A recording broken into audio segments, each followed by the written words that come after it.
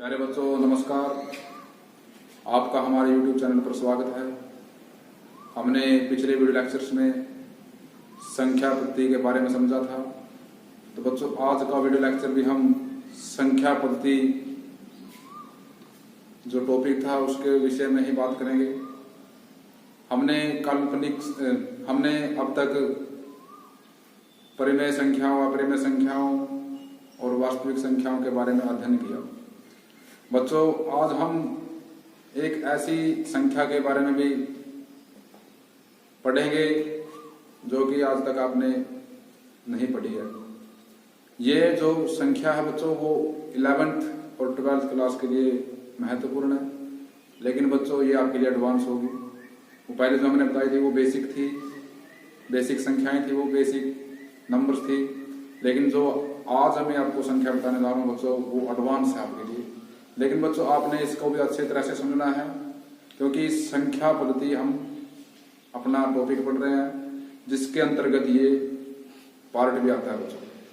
तो काल्पनिक संख्या जिसे हम कह सकते हैं।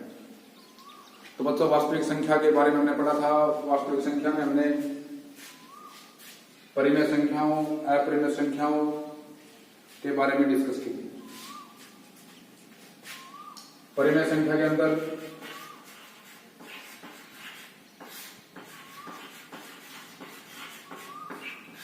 पी बाई क्यू की फॉर्म की जो संख्याएं थी वो हमने लिखी थी, जैसे 1/2, 3/4, 0.9, 0.3 के ऊपर बार लगा दिया और एटसेट्रा बहुत सारी ऐसी संख्याएं थी।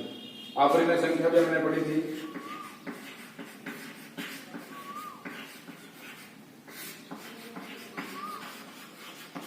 अपरिमेय संख्या बच्चों जिसे पी बाई क्यू की फॉर्म में ना लिखा जा सके, जैसे वर्गमूल 2, वर्गमूल 3, वर्गमूल 5, पाई और 0.1, 0.1, 0.001, 0.0 और इसी प्रकार। तो ये हमारी अपरिमेय संख्या थी और ये परिमेय संख्या थी, और इनके संग्रह से जो संख्या मिली थी उसको हमने नाम दिया था बच्चों, जो इनके संग्रह से संख्या मिली थी वो थी वास्तविक संख्या। वास्तविक संख्या। तो बच्चों आज के वीडियो लेक्चर में हम संख्या पद्धति का टॉपिक आगे बढ़ाते हुए इसमें एक संख्या को और ऐड करते हैं।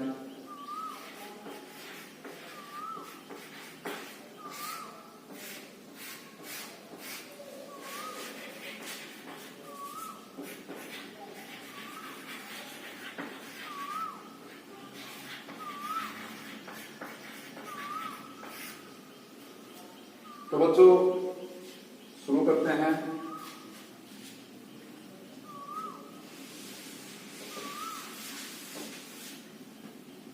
बच्चों संख्या पद्धति के अंदर वास्तविक संख्या भी थी, और अब एक संख्या और करते हैं, जैसे काल्पनिक संख्या। काल्पनिक संख्या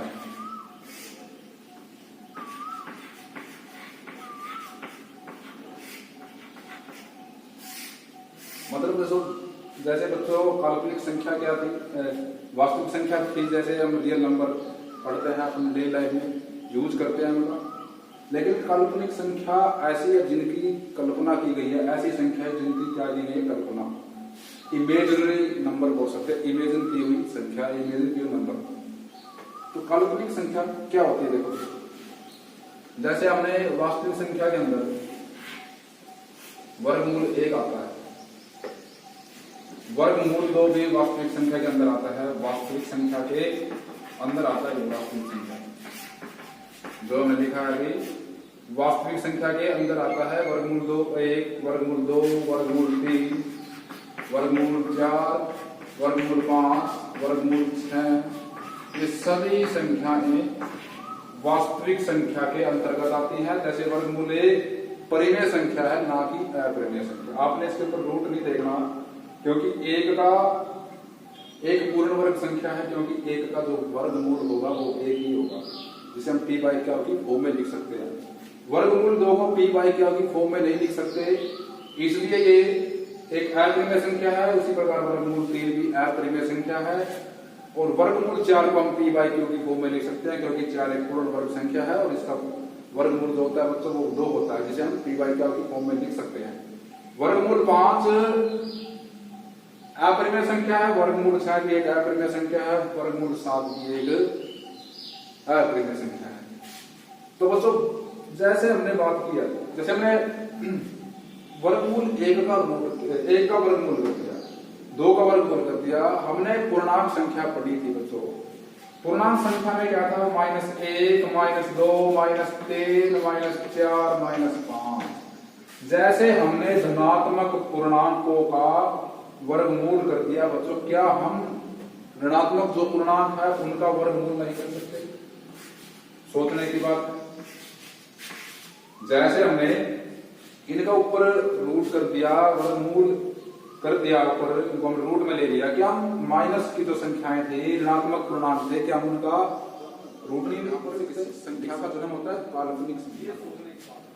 एक मैथमेटिशियन ने इसको इमेजिन किया इस नंबर को कि जैसे 1 है -1, ये काम में आएगा, ये भी एक नंबर ही तो है, तो इसको इमेजिन कर रखा है, इसको इमेजिन किया गया, इमेजिन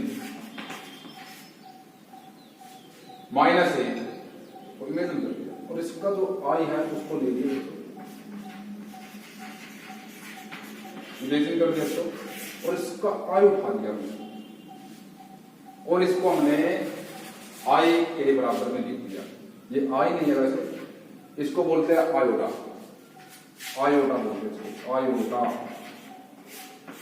तो इसको इसके बराबर इमेजिन कर लिया, इसके बराबर इसकी कल्पना कर ली कि ये 2 नंबर होगा, इसकी नोटेशन ये होगी, कि हमें जैसे बार बार ये ना लिखना पड़े, थोड़ा अजीब लगता है। अगर मैं इसकी जगह 4 आयोटा लिख दूं तो बहुत अच्छा लगता है, और ये थोड़ा सा देखने में भद्दा भी लगता है, क्योंकि अगर ये होता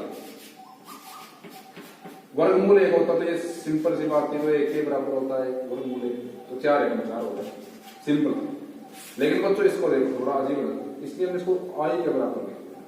तो आयोटा, आयोटा किसके बराबर है? -1 का रूट। और ये जो आयोटा है ये हमारी काल्पनिक संख्या है, जो नोटेशन देता है इसकी -1 का रूट।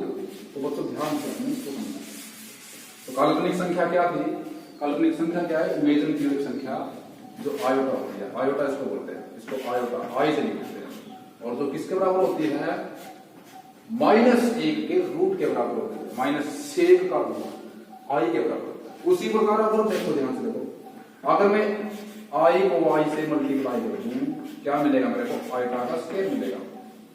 मतलब आई को y से मल्टीप्लाई कर दिया, आयटा को आयटा से मल्टीप्लाई किया तो मैं क्या मिलेगा? आयटा का स्क्वायर। मतलब आयटा को आयटा से गुणा कर दिया तो आयटा का वर्ग मिलेगा।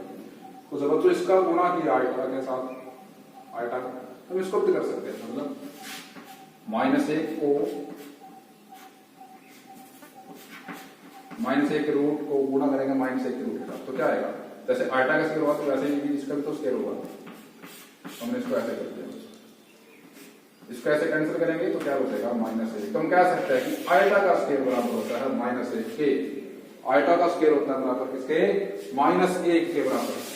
तो बच्चों आयटा की वैल्यू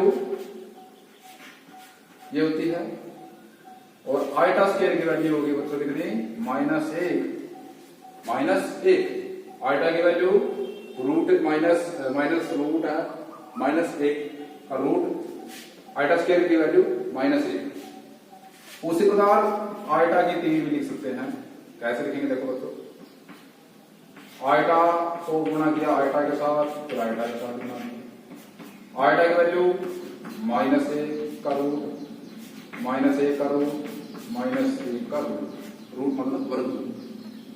अब देखो बच्चों, इनको जब मल्टीप्लाई किया तो क्या मिलेगा? आयटा का स्क्वायर, ये आएगा। और जब इसको इससे कैंसिल करेंगे तो क्या हो जाएगा? -1 गुणा। बस इसकी जगह हम क्या लिख सकते हैं? इसकी जगह लिख सकते हैं आयोटा, क्योंकि हमने देखो इसकी जगह हम ये चीज है ना, ये इसके बराबर, तो ये माइनस एक है और आयटा है। जब माइनस एक को आयटा से गुना करेंगे हो जाएगा माइनस का आयटा। तो हम कह सकते हैं कि आयटा क्यूब की जो वैल्यू होगी, आयटा क्यूब की जो वैल्यू होगी माइनस एक के बराबर होगी, माइनस एक के बराबर होगी, याद रखिए।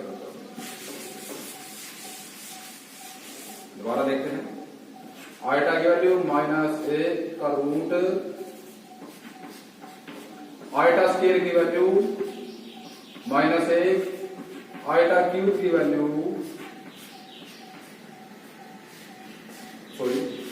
आयटा क्यूब की वैल्यू माइनस आयटा।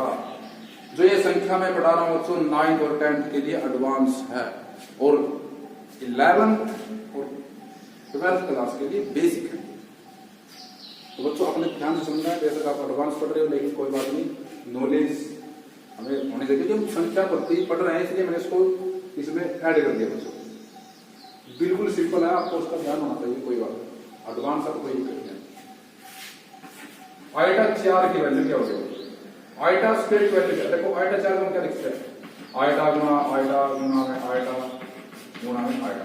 पावर कितनी है, 4 है, तो हम किसी भी नंबर की अगर पावर 4 है तो हम उसको 4 बार गुना में लिख सकते हैं। बेस जो बेस है उसको हम 4 बार मल्टीप्लाई कर सकते हैं।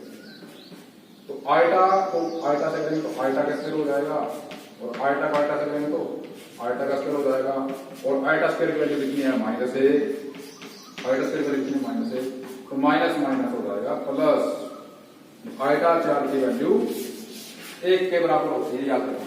जब आयटा 4 की वैल्यू कितनी थी, आयटा 4 की वैल्यू कितनी थी, 1 के बराबर। तो ये 4 वैल्यू हमने ध्यान रखनी है, जिसने 4 वैल्यू समझ आए वो उसका बेसिक चीज क्लियर हो जाएगी। तो आयटा की वैल्यू माइनस एक, आयटा स्क्वायर की वैल्यू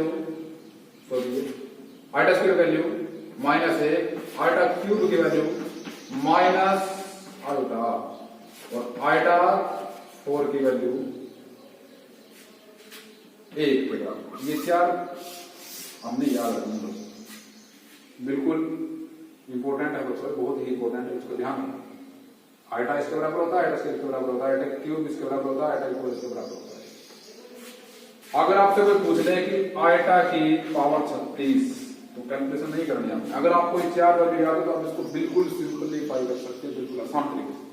कैसे, 36 अगर 4 से पूर्णतः ही भाजित हो जाए, जिसकी पावर आयटा की, अगर वो 4 से पूरा भाग हो रहा है तो आंसर उसका ही लिख देना।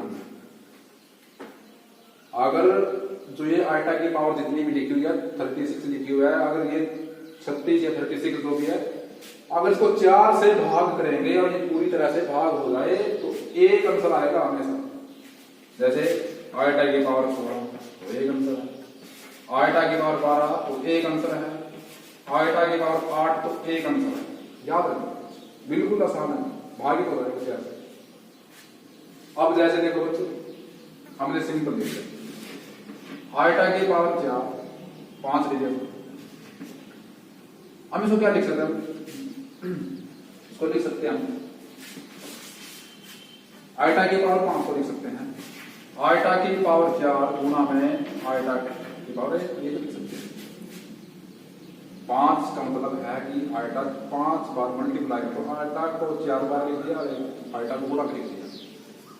आयटा की पावर 4 की वैल्यू कितनी होती है, 1 होती है, ये आयटा है। तो आयटा 5 की वैल्यू कितनी है,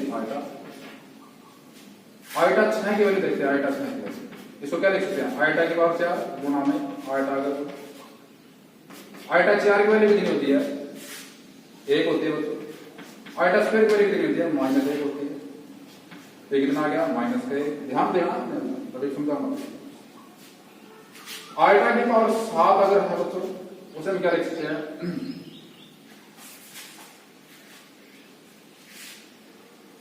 दोबारा से देखना है,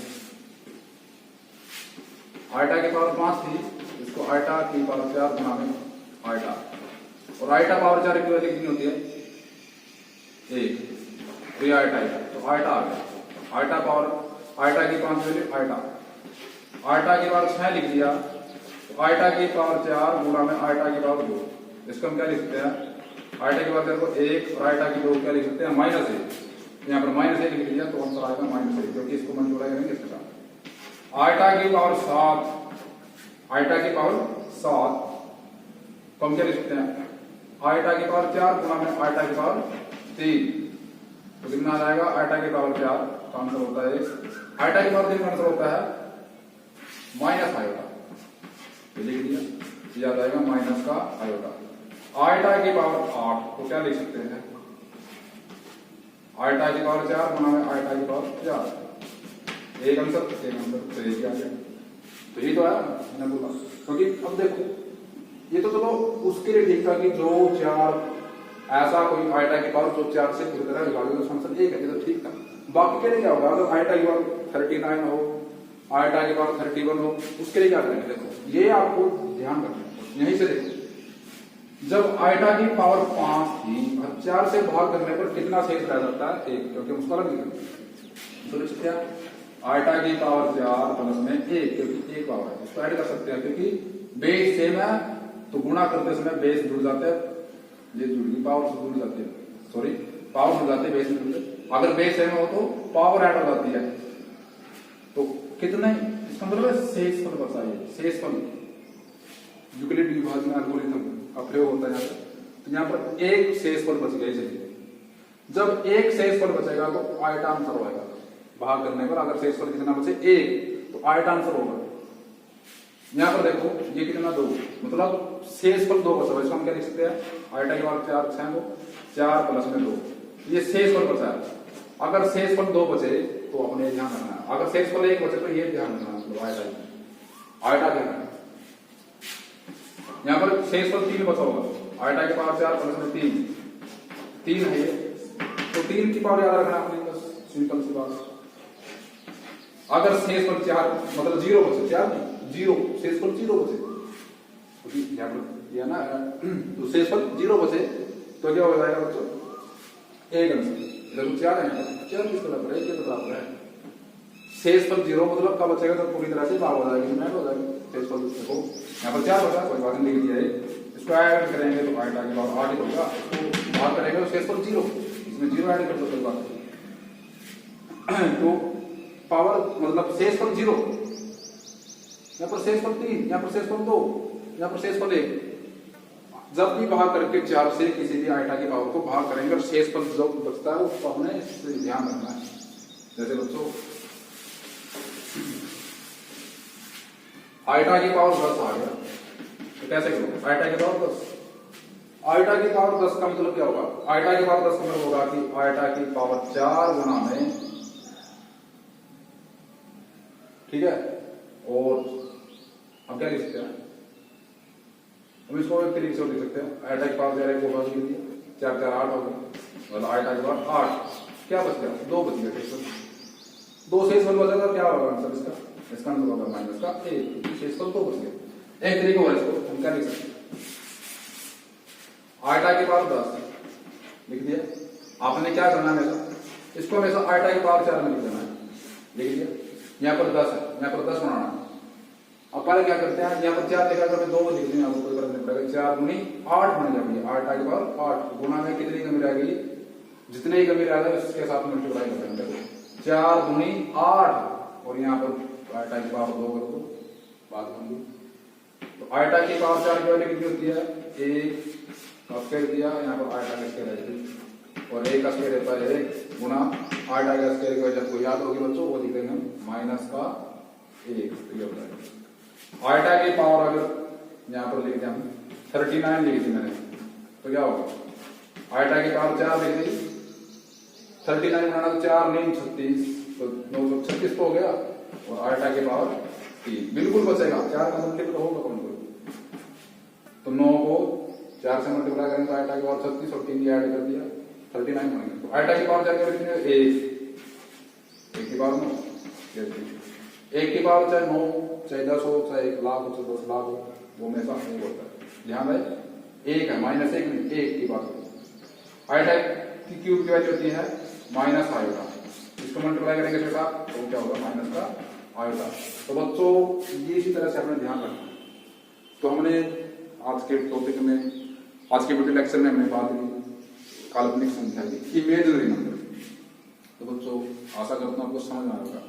अगर आपको कोई दिक्कत हो किसी भी प्रकार की कोई इसमें समस्या हो, अगर समझ में आएगा कॉमेंट बॉक्स में लिख सकते हो। बच्चों बड़ी ध्यान से इस वीडियो लेक्चर को देखना, समझना है। आपने यही सोचना कि ये हमारे टॉपिक में नहीं है, बेशक ना हो, लेकिन बच्चों आपके काम आएगा। तो इसको अच्छी तरह से समझना, क्योंकि मैंने इसलिए इसमें ऐड किया क्योंकि हम चैप्टर जो पढ़ रहे थे संख्या पढ़ रहे थे, तो मेरे सामने मैंने सोचा कि जब हम इस चैप्टर को पढ़ रहे हैं, इस टॉपिक को पढ़ रहे थे, क्योंकि इसमें भी हम इसको ऐड कर सकते हैं, ये कोई मुश्किल नहीं था, जब कुछ समझ में आना चाहिए। तो बच्चों आपने बार बार इस वीडियो को देखना है, अगर तब तक समझ में ना आए। धन्यवाद।